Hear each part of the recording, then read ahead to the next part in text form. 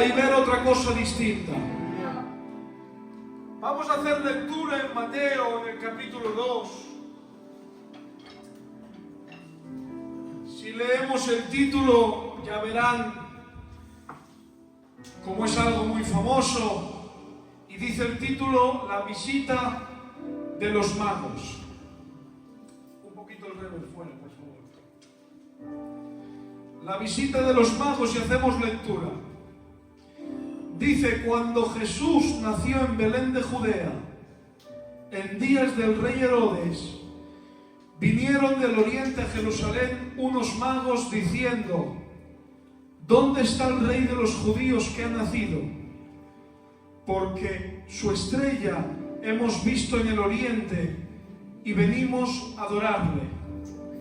Oyendo esto, el rey Herodes se turbó y toda Jerusalén con él. Aplaude la palabra en esta tarde.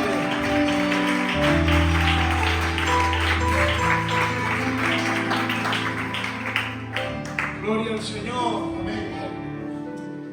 Miren, aquí podemos ver como la lectura que hemos leído dice que han visto unos magos en el oriente, en lo que ahora podemos decir como la otra punta del mundo, en el otro extremo, contrario a ellos, han visto en el cielo una estrella. Viendo cómo han podido ver una estrella, nos damos cuenta la personalidad de estos hombres, la personalidad de estos magos, a los que no es que fueran magos de hacer magia, sino que a veces magos se les decía a todos aquellos que podían estudiar las constelaciones y guiarse a través de las estrellas del firmamento. Y vemos cómo estos hombres han mirado al cielo y en el cielo hay una estrella que ha brillado por encima de las demás.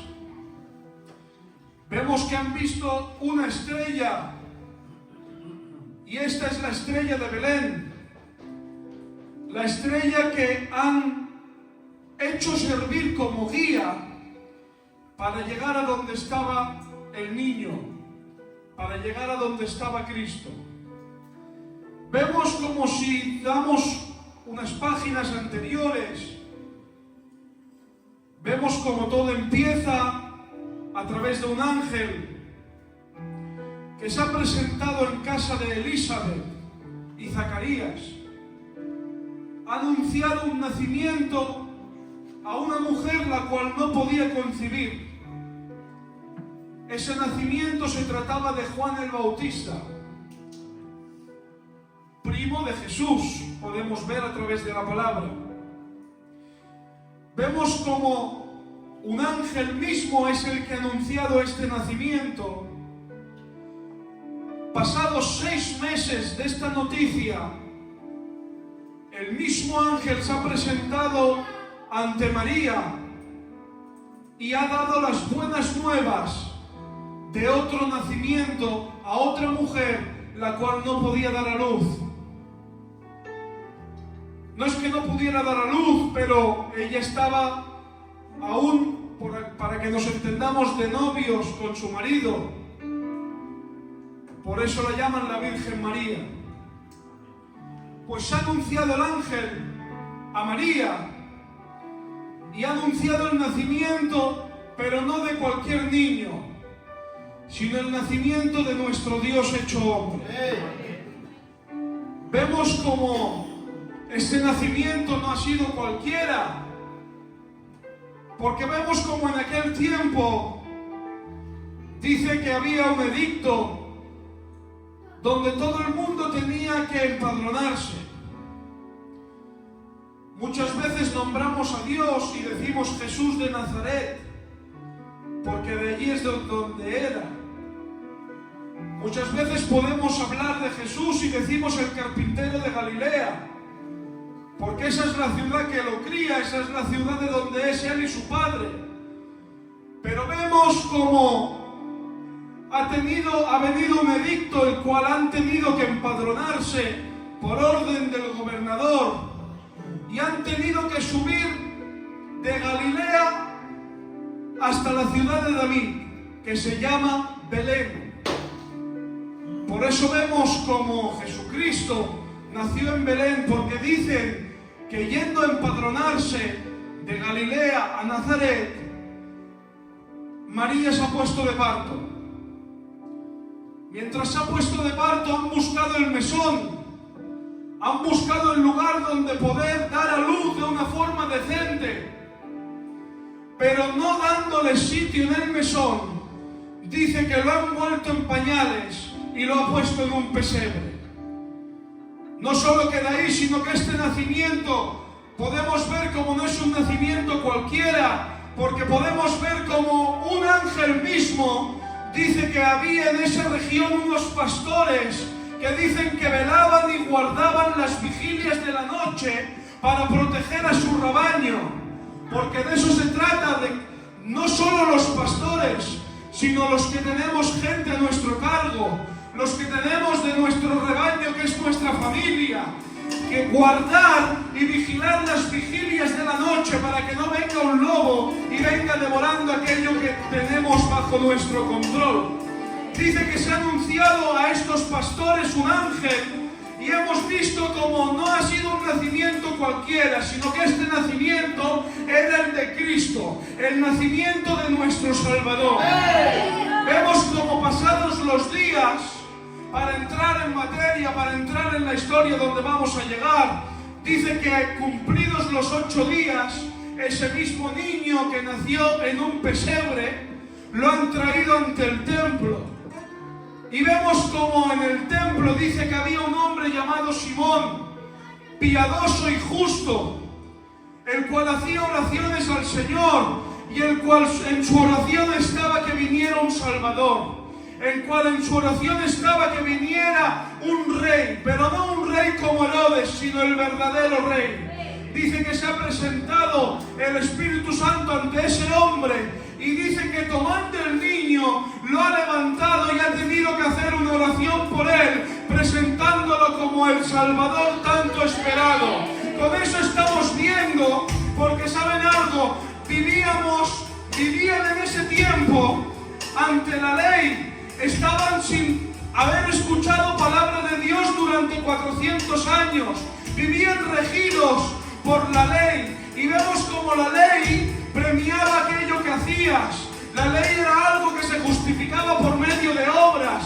Y esas obras a veces son simbolizadas con los brazos, con las manos, porque es aquello que hacemos nosotros mismos, aquello que podemos llegar a cumplir. Pero ese hombre, abrazando y alzando ese niño, estaba dando a entender que ahora la ley había sido cumplida y estaba bajando la gracia.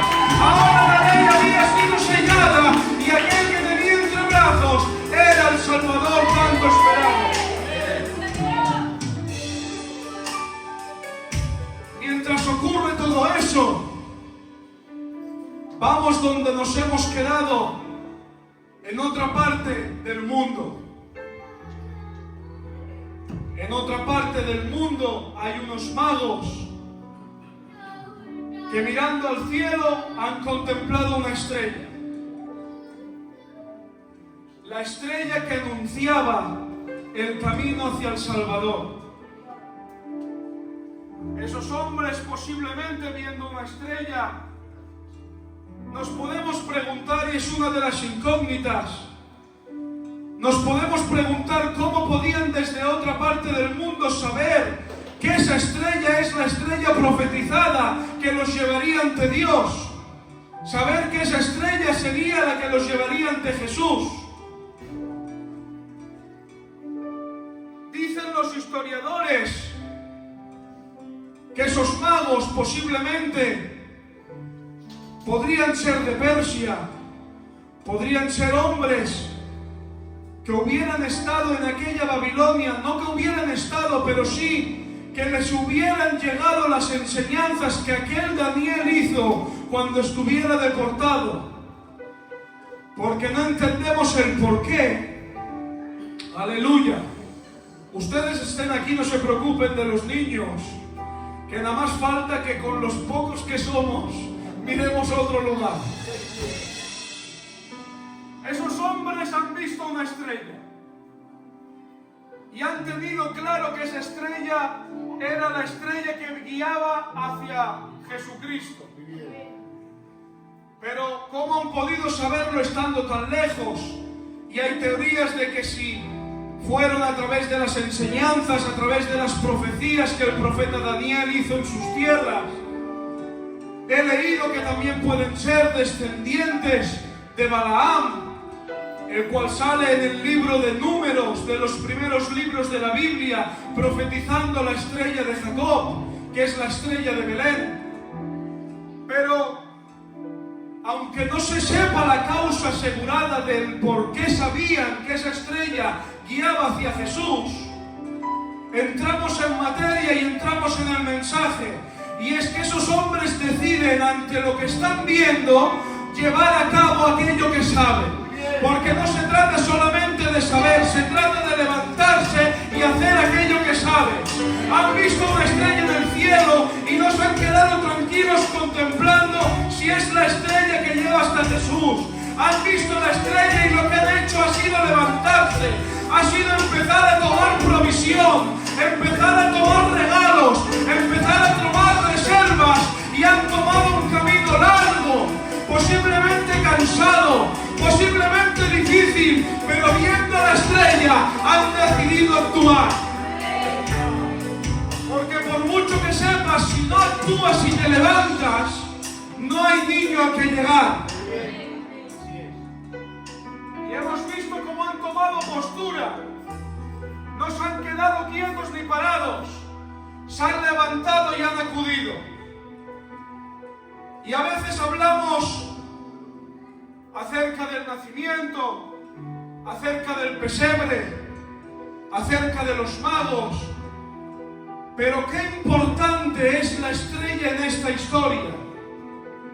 Porque les digo algo. Todos queremos ser los protagonistas. Pero la estrella no era el final. La estrella no era el objetivo. La estrella era el medio que llevaba hasta Jesús. ¿Cuántas veces queremos ser estrellas que alumbran por encima de las demás que están en el cielo? Y entiendan cómo lo digo, pero a veces queremos ser estrellas simplemente que mirando al cielo se nos vea brillar por encima, se nos vea estar más brillantes que las estrellas que tenemos alrededor, pero nos hemos olvidado a ser como la estrella que sale en esta historia. No una estrella que brilla para levantarse por encima de nadie, sino una estrella que brilla trayendo camino a la salvación. Por eso, mientras haya estrellas que brillan, significará que hay un Dios al que llegar. Gloria al Señor. Mientras haya estrellas que no se apaguen y que mantengan el brillo que Dios ha depositado en ellas, significará que hay camino hacia un Dios, que hay camino hacia un Salvador. Tenemos que aprender a ser como esta estrella, porque quien nos mire, si yo le pregunto a usted y no me responda, quien se fija en su luz acaba a los pies de Cristo. Pregúntenselo igual que me lo pregunto yo. Y para el primero que va este mensaje es para mí. Quien me mira, me conozcan o no me conozcan, quien me miran se utilizan de la luz que yo pueda desprender para llegar a Jesús. Si esta respuesta tuvieras claro que sí, entonces estás en el camino correcto. Pero si tuvieras que contestarte en tu interior y tuvieras que decir, ya no hace falta decir que no, sino simplemente dudarlo, entonces a lo mejor eres como aquellos magos que han visto la estrella, pero tú, en cambio, has decidido no levantarte y no actuar. Sabes todo, pero no tomas la decisión. Sabes que tienes que alumbrar, pero decides mantenerte apagado y apagada. Sabes que tienes que conducir hacia una finalidad, hacia un bien mayor que nosotros. Pero dice la Escritura que esta estrella, a medida que los magos iban andando, la estrella se iba moviendo. No era una estrella que simplemente brillaba, era una estrella viva que se movía, guiando hacia los pies del Maestro. Porque si solamente brillamos y no nos movemos al paso, la gente se queda sin saber a dónde llegar. Vemos cómo la historia va transcurriendo. Vemos unos magos que han tomado la decisión, que han abierto camino y que se han dirigido a seguir la estrella hacia Jesús. Vemos como no es una estrella muerta ni apagada, es una estrella viva que reluce, pero que se mueve al paso de ellos para guiarlos hacia el Maestro. Y entramos en el otro punto del mensaje. Dice que a medida que iban andando, por un momento dejaron de contemplar la estrella. No sé con seguridad si la estrella se apagó o si quizá el cielo ya no estaba tan descubierto como antes. Porque yo les digo algo, por mucho que brillemos, hay noches, ¿saben algo? No tardaron un día ni dos en llegar al Maestro, Dice que cuando llegan ya no llegan al pesebre, cuando llegan ya no llegan al templo. Dice que cuando llegan a la casa. Eso significa que han pasado varios días. Hay gente que dice que han pasado hasta 40 días. Porque para presentarlo en el templo la mujer tenía que haber pasado una purificación. Entonces, a través de la Escritura podemos deducir como un mínimo de 40 días han pasado. Seguro que menos de 40 no han pasado. Han pasado de 40 hacia adelante. Esos son muchos días de camino. Esos son muchos nuevos amaneceres. Esos son muchas noches traspasadas. Hay noches que quizá había calor, había buen tiempo, pero también hay noches que posiblemente hubiera lluvia, que hubiera mal tiempo, que se nublara el cielo. Entonces no sabemos si la estrella se apagó o no, pero lo que sí sabemos es que la dejaron de ver. Porque si tenemos que ser estrellas que brillen y estrellas que lleven hacia el Maestro, tenemos que tener mucho cuidado de cómo nos sientan los malos días, de cómo nos levantamos ante las malas noches, de cómo afrontamos una noche oscura y una noche que posiblemente esté nublada. Porque ¿saben algo? Dice que cuando dejaron de ver a la estrella, acabaron preguntando a Herodes.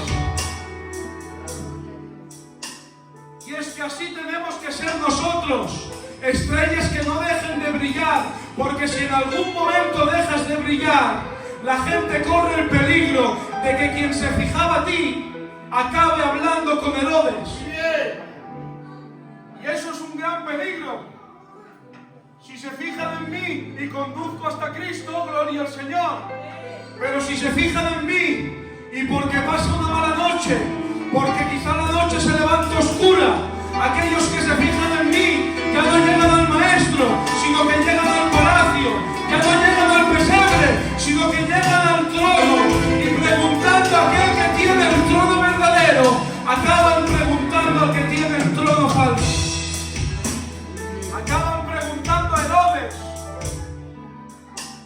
porque cuando sabemos que tenemos un Dios que para nosotros 2 más 2 puede ser 4, pero para Él un día pueden ser 1000 y 1000 pueden ser 1. Si nosotros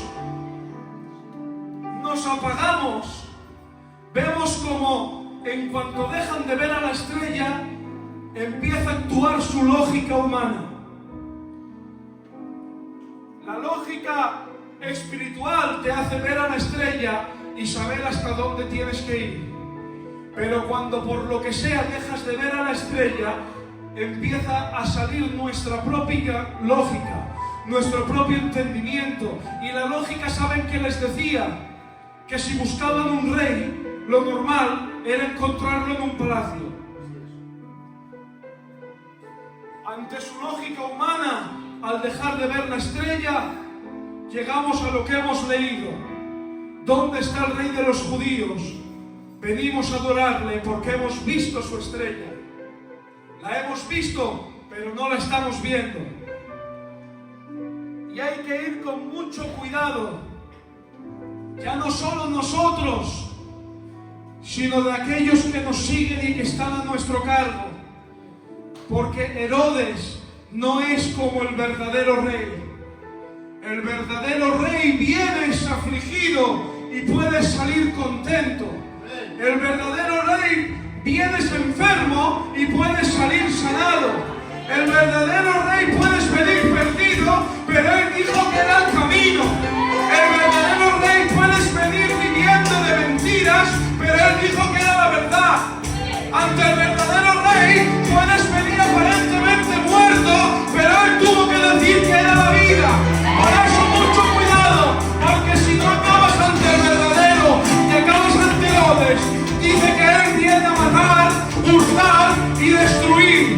No te apagues, porque aquel que está mirándote a ti puede acabar hablando con quien no debe. ¡Aplaude, Señor! ¡Aplaude, Señor!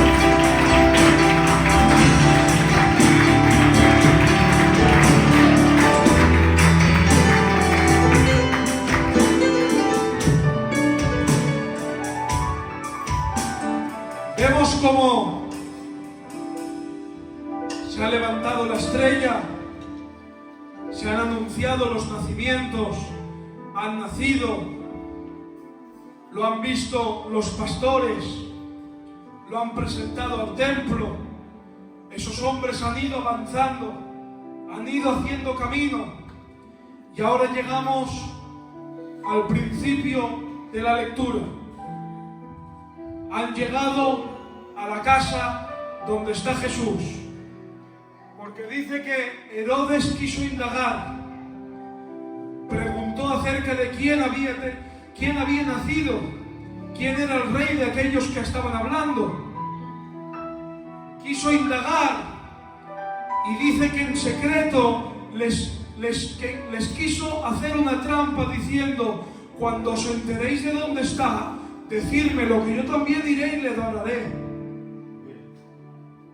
Pero vemos como ante el momento de la confusión han acabado a palacio y el rey los ha atendido y simplemente les ha dicho: si encontráis dónde está, si descubrís dónde está, hacérmelo saber, yo también iré y le adoraré. Les está diciendo que irá a hacer lo mismo que ellos. Ellos han emprendido un camino para adorar. Lo normal es que si una persona se presenta a querer adorar contigo, cuando tú te enteras también lo compartas con ellos. Porque no se puede limitar la adoración. No es para unos pocos, es para todos. Pero hemos visto como ante el momento de dificultad, ante el momento de no saber lo que hacer, de entrar en un palacio y ver que allí no está lo que buscas, vemos como dice que la estrella ha vuelto a aparecer. Porque es muy importante que cuando estemos perdidos y no sepamos cómo actuar, como dice el libro de los Hebreos, pongamos la mirada en Jesús. Ante la dificultad y ante el momento de no saber qué hacer, estos hombres hicieron algo bueno: fiarse de aquello en lo que no había trampa, fiarse de aquello en lo que les había hecho emprender un viaje desde la otra parte del mundo. Y es que volvieron a alzar sus ojos a los cielos.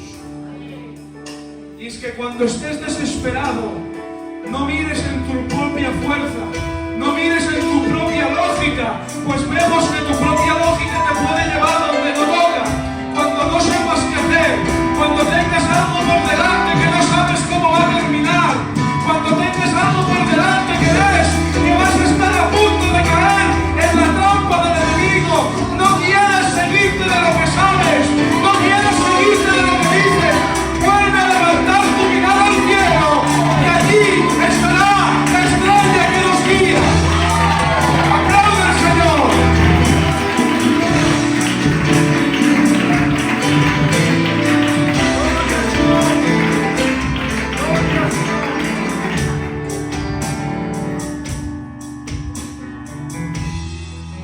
Han vuelto a ver la estrella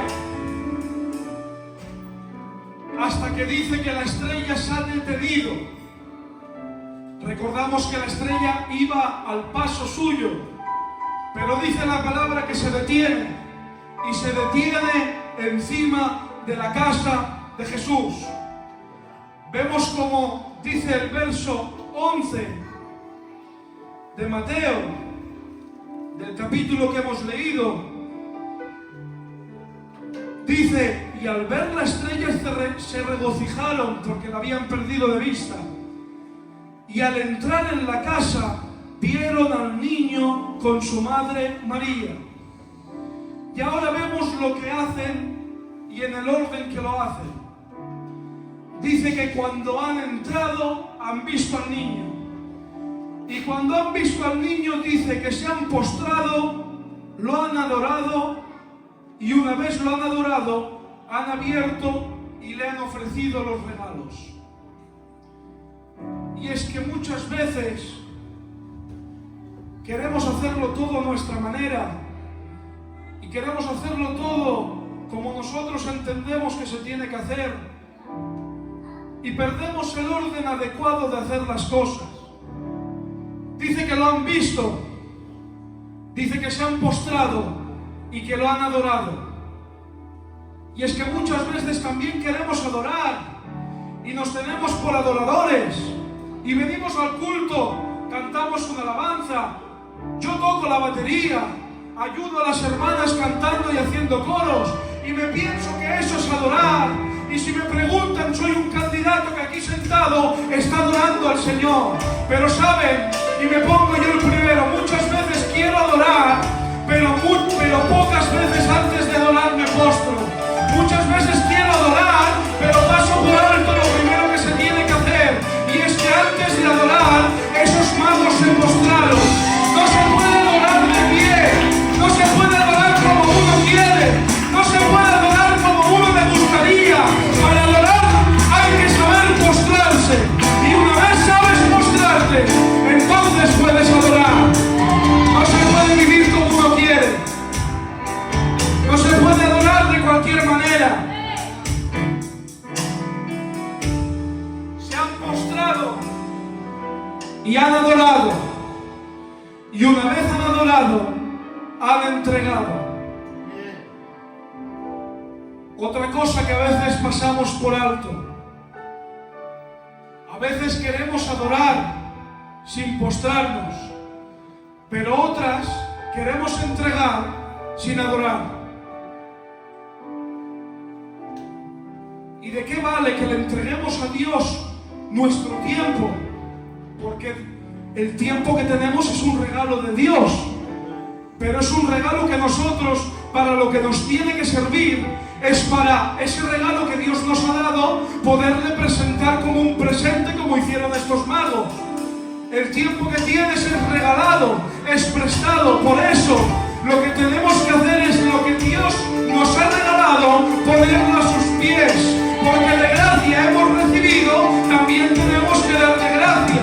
Por eso lo que tenemos es por Él, pero lo que tenemos es para Él.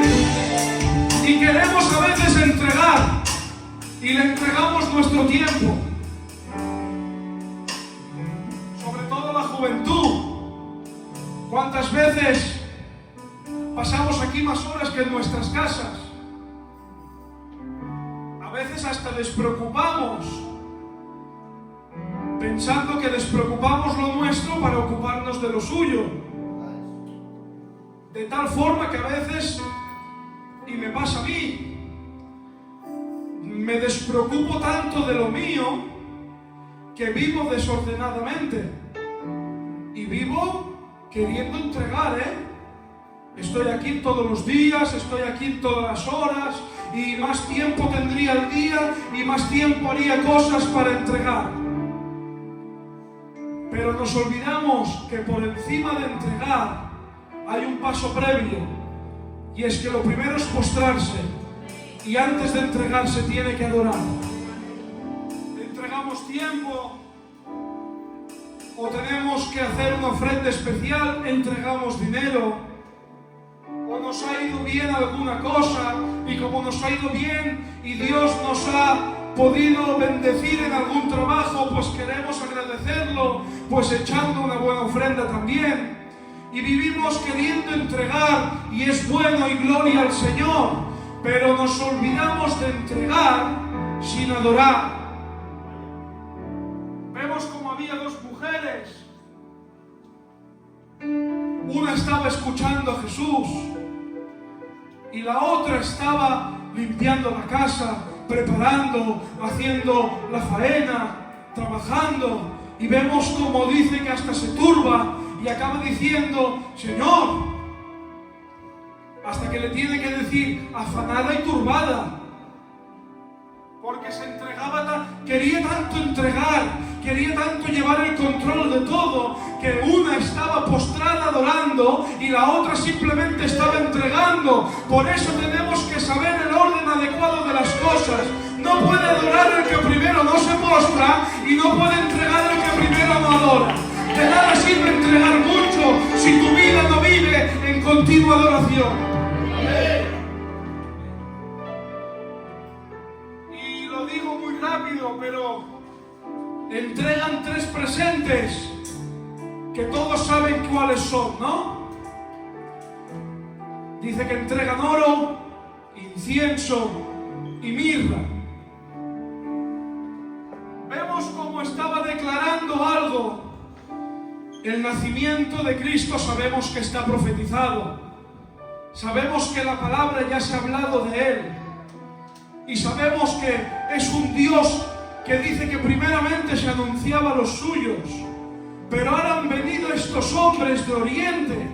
Lo que es lo mismo, no son de Israel, no son de la casa. Entonces son gentiles. Son todo lo contrario, es todo lo que viene de afuera. Y podemos ver el primer mensaje que entregan estos hombres viniendo de fuera. No son de la casa, no son las profecías para ellos, no son primeramente las cosas de Dios para ellos. Pero ¿saben algo? Esos hombres han sido primicias de los gentiles, han sido los primeros de aquellos que después tenían que venir. Porque dice que a quien Él viene, Él no lo echa fuera. Y han traído 3 mensajes, cumpliendo así con todo aquello que decían de Cristo. Han traído oro. ¿Saben qué simbolizaba? Que Él era un rey. Han traído oro diciendo: tú eres el rey. Han traído incienso, algo que se utilizaba para adorar, que se utilizaba en el templo. ¿Qué estaban diciendo entregando incienso? Que Él era el único Dios verdadero y el único Dios el cual merecía adoración. Y han traído mirra. ¿Saben para qué se utilizó la mirra? La mirra se utilizó cuando Cristo, pasado su tiempo de ministerio, tuvo que culminar su obra. ¿Y saben cuál era la costumbre? Que cuando alguien moría tenían que untarlo, tenían que ponerle unos ungüentos, y dentro de esa costumbre ahí se utilizaba la mirra. Por eso estaban diciendo algo. Con el oro estaban diciendo que era el rey, con el incienso estaban diciendo que era Dios, pero con la mirra estaban demostrando que Él era hombre. Él era Dios, Él era rey y Él era el hombre. ¿Saben por qué? Porque Él es nuestro Salvador, porque Él es quien nos salvó.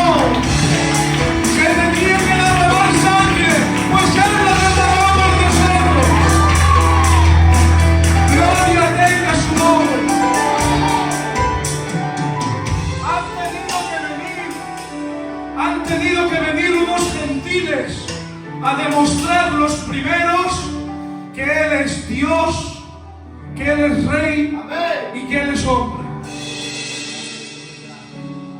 Y termino el mensaje. Dice que cuando se han postrado, han adorado, y cuando han adorado, han entregado los presentes.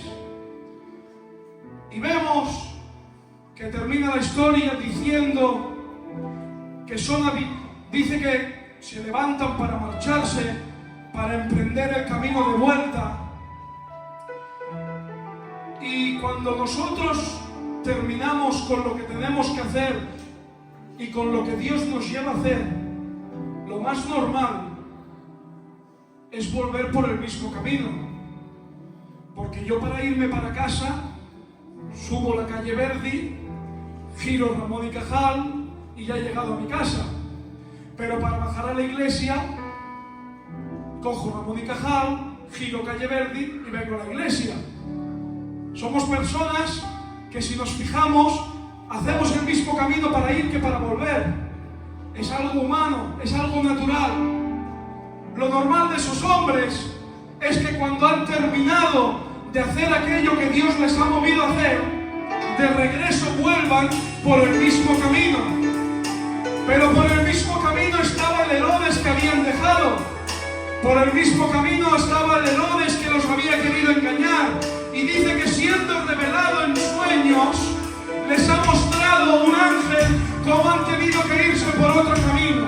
Y para volver a su tierra no han tomado el mismo camino para venir que para volver. Y ¿saben algo? No es normal que nos encontremos con el Dios de la casa, que nos encontremos con el niño de la casa y vivamos siempre volviendo sobre nuestras pisadas. Y esto es lo que tiene que hacer el niño de la casa en nuestras vidas. Una vez nos encontramos con Él, ya no podemos ser el mismo, ya no podemos caminar como caminábamos, ya no podemos ir por los caminos que íbamos, ya no podemos seguir siendo los mismos, porque ha venido el niño de la casa. No hay nadie que se encuentre con Él y que haya sido el mismo. No es natural encontrarse con Dios y seguir en las andadas de aquello que hacías cuando no lo tenías. Esta es la evidencia que te has encontrado con el niño, que vuelves por otro camino, que no sigues las pisadas del pasado, sino que avanzas hacia un nuevo futuro que lo escribe nuestro Dios. Dice que ha entrado en casa de Zaqueo, aquel hombre que posiblemente apretaba a la gente a la hora de cobrar dinero. Dice que apretaba en los impuestos, que posiblemente hubiera robado, porque vemos su reacción y podemos deducirlo. Pero dice que ahora en casa de Zaqueo, dice que ha entrado el mismo Jesús. Y vemos como el hombre que robaba, el hombre que quizá cogía del dinero más de la cuenta, y vemos que el hombre que vivía desordenadamente, ahora el que ha robado le ha vuelto el cuadriplicado. Ahora el que ha hecho mal le ha devuelto. Ahora el que le ha cogido lo que no debía le ha vuelto a entregar. Porque no es normal que Dios entre en la casa y siga siendo el mismo. Ha entrado en la casa de Jairo, y cuando la gente estaba preparada para un funeral, entrando Cristo se ha acabado celebrando una fiesta. Ha entrado en casa de Lázaro, y cuando la cosa ya estaba putrefacta, cuando ya habían pasado más días de la cuenta, ha tenido que decir: remueve la piedra, porque Dios, te digo algo, Dios entra en la casa y Dios puede levantar aquello que está muerto, pero nuestro deber es quitar la piedra que lo prohíbe, es quitar la piedra que tapa aquello que huele, es quitar la piedra que tapa la putrefacción que no queremos que Dios vea. Si queremos que cuando Dios entre en casa se levanten Lázaros, tenemos nosotros que quitar las piedras que tapan aquello que no queremos. No hay nadie que haya entrado Jesús en la casa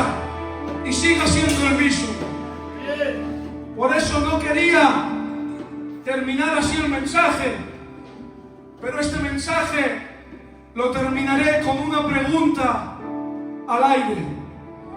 Una pregunta no para que sea respondida, sino para que sea meditada en tu corazón. Y según la respuesta que tú mismo te digas, así actúes. Si ha venido Cristo y te has encontrado con Cristo en la casa, si tú das por hecho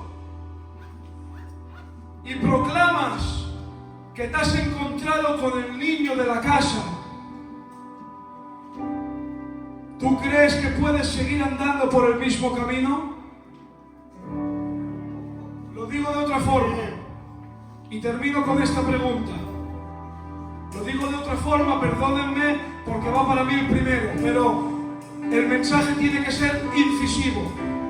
El mensaje no es para ser aplaudido, es para que una vida cambie mejor.